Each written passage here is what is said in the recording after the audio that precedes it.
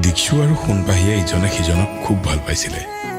কিন্তু দীক্ষুৰ অসুস্থ দেউতাকে দীক্ষুক নিজৰ পুৰণা বন্ধু ৰামেশ্বৰৰ সৰুজনী জীয়েক থুপুকীৰ লগত বিয়া ফিক্স কৰিলে আৰু লগে লগে ইহ সংসাৰ ত্যাগ কৰিলে। দেউতাকৰ শেষ ইচ্ছাক সন্মান জনাই দীক্ষুৱে থুপুকীক বিয়া কৰালে হয়। কিন্তু বিয়াৰ পিছতো দীক্ষুৱে সোণপাহীক সপোনে দি থাকে দেখি থাকে, কথাও পাতে। আজি দীক্ষু আৰু থুপুকীৰ ৮ মহলা, কিন্তু আজিও দীক্ষু সোণপাহীৰ লগতেই ব্যস্ত।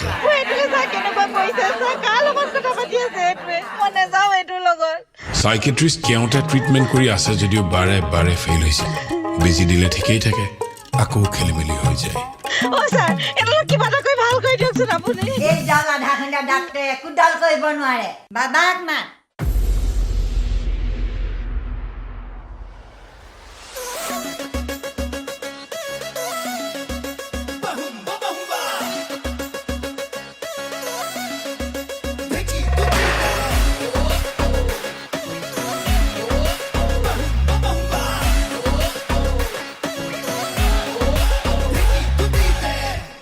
আরে দি দে না 4 3 2 1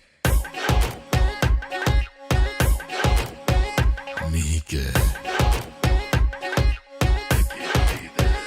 নাইস ও মনা কোন বাখৰৈ কি খাই পাহৰো তোক, মনা কোন বাখৰৈ কি খাই পাহৰো তোক, মনা কোন বাখৰৈ কি খাই পাহৰো তোক, মনা কোন বাখৰৈ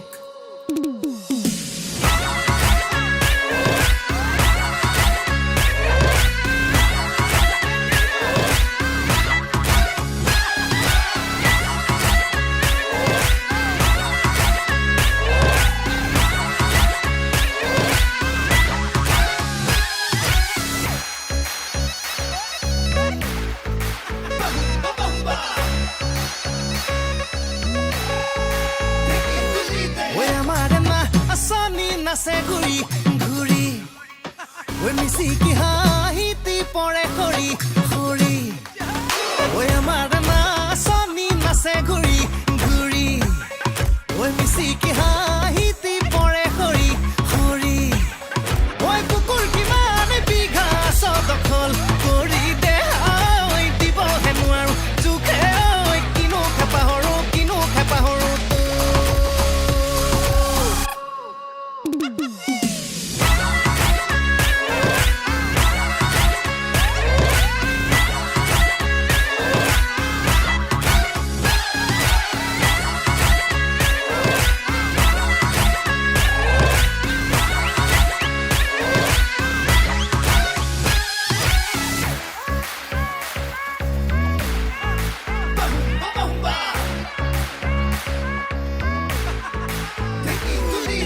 কালটি ভাঙিবি মিহি মিহি কৰি ঐ বুকুখন ফাটিব চিটি চিটি কৰি অনেইবাৰ কালটি ভাঙিবি মিহি মিহি কৰি বুকুখন ফাটিব চিটি চিটি কৰি ঐ গৰম ভাবি নে মৰমৰ বি ইচনি দে ঐ ঘামিও লাগিব খালে ঐ কিনো খাই পাহৰো কিনো খাই পাহৰো